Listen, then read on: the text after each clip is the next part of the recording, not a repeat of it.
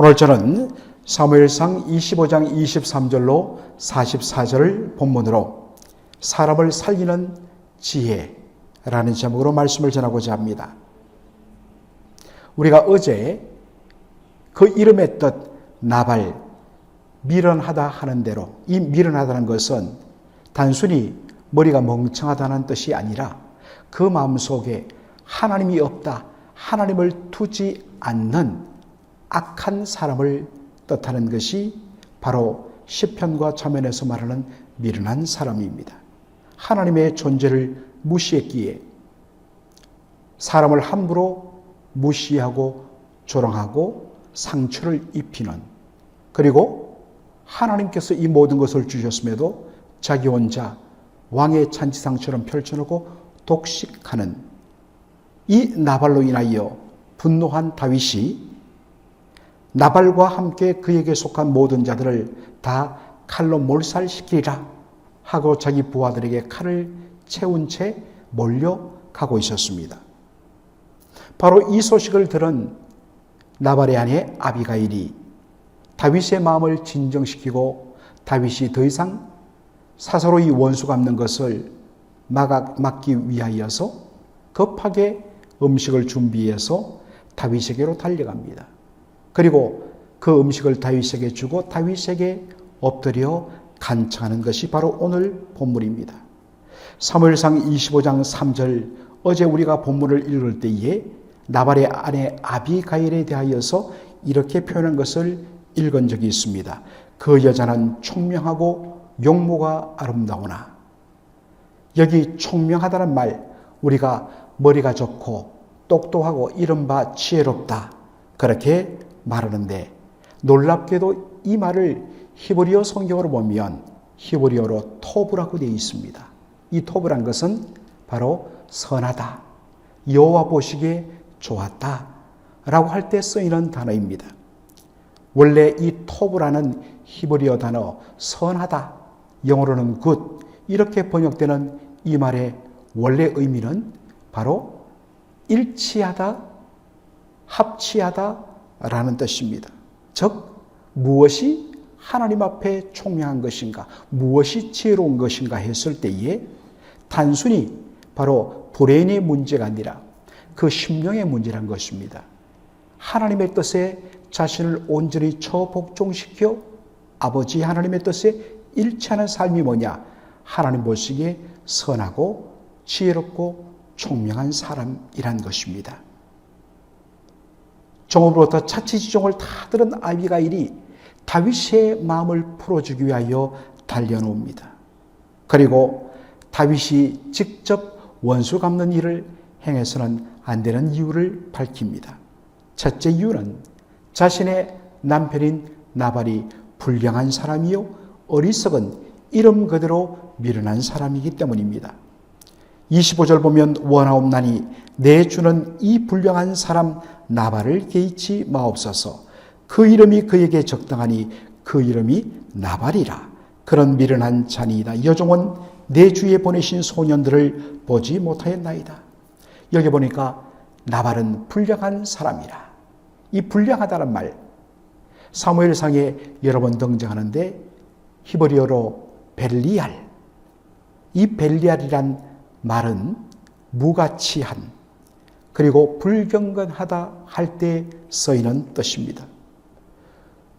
살아계신 하나님을 믿는 우리 인생, 하나님의 존재를 인정하는 우리 인생의 최고의 가치는 무엇입니까? 바로 하나님을 알고 그 하나님을 사랑하고 경외하는 지식, 그것이 바로 우리 인생의 최고의 가치입니다. 그리고 그 하나님을 기쁘시게 하며 그 하나님을 영화롭게 하는 것, 이것이 가장 가치 있는 삶입니다. 그래서 영어 단어 월십, 예배란 것은 하나님을 가치 있는 분으로 인정하고 경배하는 것이 바로 예배인 것입니다. 그와 반대로 나발은 벨리알의 삶을 살았습니다. 하나님 아닌 돈과 자기의 명예와 권세를 바로 자신의 삶의 최고의 가치로 알았다는 것입니다.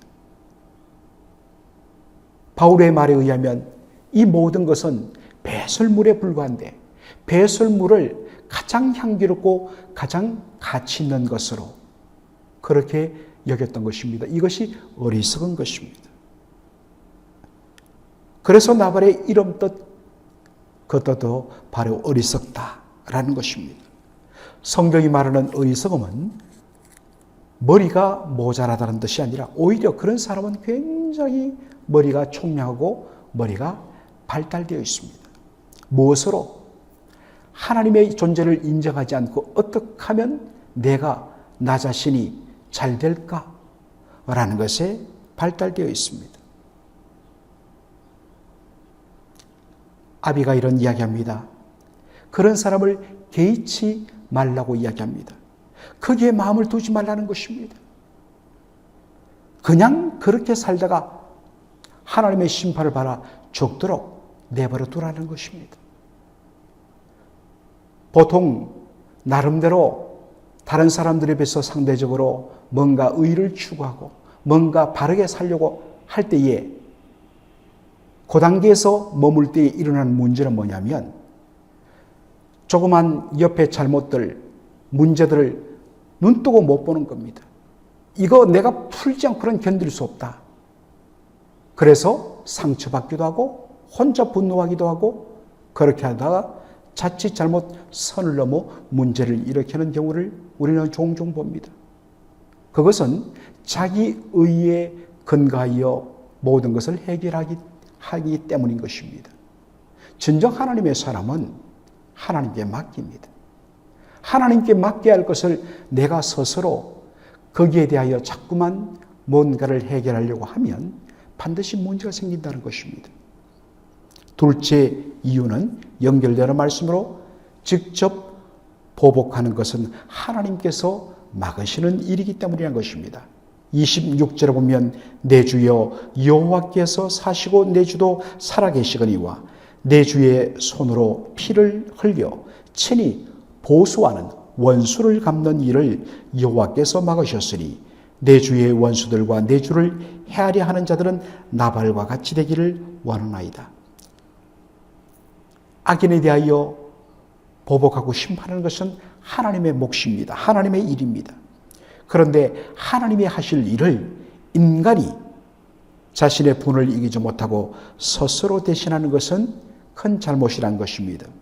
만일 당신이 지금 억울하다고 하여서 그렇게 나발 한 사람이 아니라 그에 속한 모든 남자들을 다 죽여버린다면 나중에 왕이 되신 후에 그것에 대하여 후회하고 그리고 왕의 잔인함에 대하여서 그것이 평생 오명으로 따라오게 될 것이란 것입니다.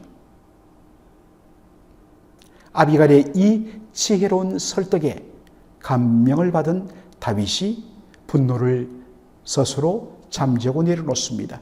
그리고 고백합니다. 너를 보내어 나로 보복하지 않게 하신 하나님을 찬양한다.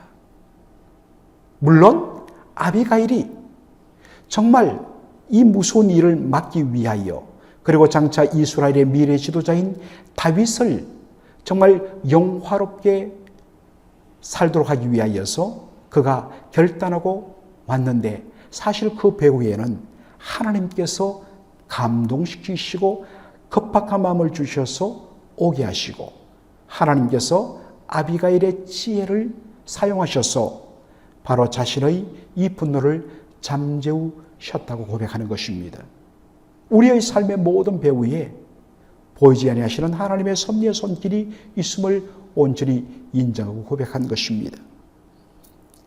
그래서 다윗은 그 마음의 분노를 풀고 집으로 돌아갑니다. 그랬더니 어떤 일이 났습니까?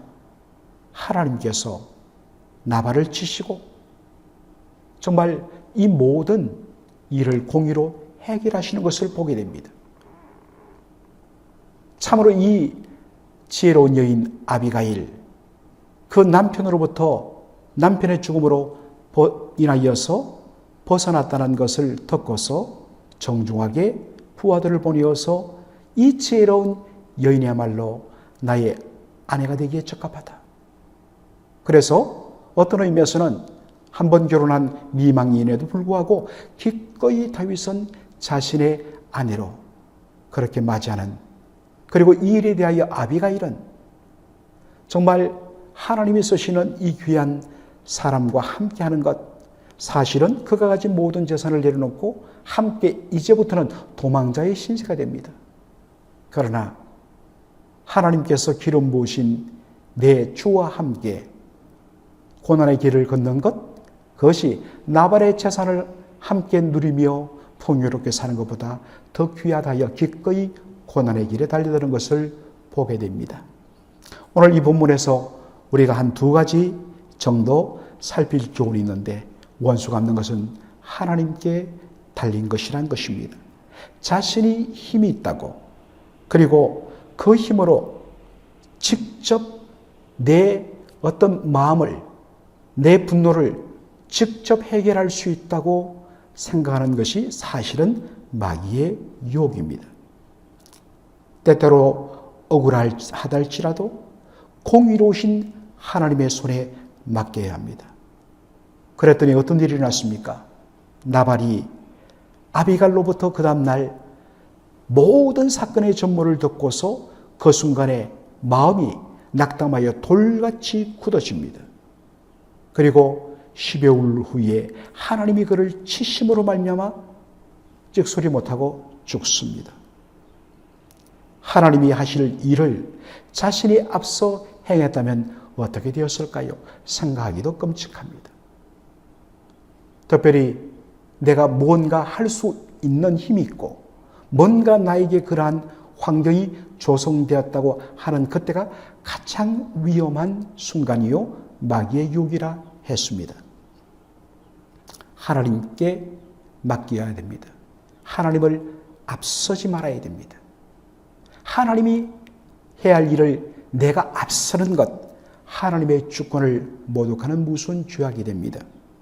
잠잠히 하나님께 맡기고 하나님의 공의로운 역사를 기다리는 것이 믿음인 것입니다. 둘째 교훈은 지혜로운 말의 중요성입니다. 참 여러분, 아비가의 이 말 한마디 한마디 얼마나 지혜롭습니까? 그래서 잠언 15장 1절은 말씀하죠. 유순한 대답은 노를 쉬게 하여도, 유순한 대답은 노를, 분노를 쉬게 하여도 과격한 말은 노를 격동하느니라. 참 이런 경우를 많이 보게 되죠. 유순하다는 말, 참 유순하다. 아, 참 말이 부드럽고 순하다. 유순하다. 그죠? 그런데 이 유순하다는 말을 히브리어로 보니까 그 의미가요, 영어로 표현하면 refined, 정제했다는 말입니다. 정제란 말은 뭐겠습니까? 광석을 바로 용광로에 넣어서 녹입니다. 그러면 위에 그 안에 좋지 않은 물질들이 떠올라요. 건져냅니다. 그리고 곧바로 두드리는 것이 아니에요. 또다시 펄펄펄 끓습니다. 그러면 그 속에 남아있던 찌꺼기가 또 떠오릅니다. 그래서 도가니에 7번 정제한 은이란 말이 있죠. 7번이라는 것은 완전하다는 것입니다. 걷어내고 걷어내어서 정말 불순물 하나도 남기지 않는 것이 정제하는 것입니다.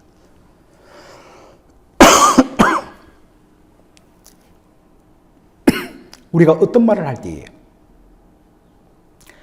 반드시 그냥 내뱉으면 문제가 생겨요. 기도하면서 또 한 번 걸러내고 표현을 정리하고 그리고 또다시 걸러내고 정리하고, 그래서 나온 말이 유순한 말입니다. 그 유순한 말이 분노를 쉬게 한다는 것입니다. 신자는 말 한마디를 할 때도 거듭 정제된 지혜롭고 고운 말을 사용해야 합니다. 준비되지 않은 채 자신의 생각을 쏟아내면 반드시 노를 격동하고 상처를 불러일으킵니다. 지혜로운 아비가일의 언어를 다시 한 번 더 회복하는 저와 여러분 되기를 소원합니다. 아멘. 기도하겠습니다. 아버지 하나님, 은혜와 사랑을 감사합니다. 오늘 사무엘상 25장 하반부를 통하여서 지혜로운 여인 아비가일을 통하여서 스스로 원수 갚는 것을 내려놓고 그 분노를 다 내려놓았던 다윗의 모습을 통하여서 참으로 성도의 삶이 무엇임을 다시 한 번 더 확인케 하여 주시니 감사합니다.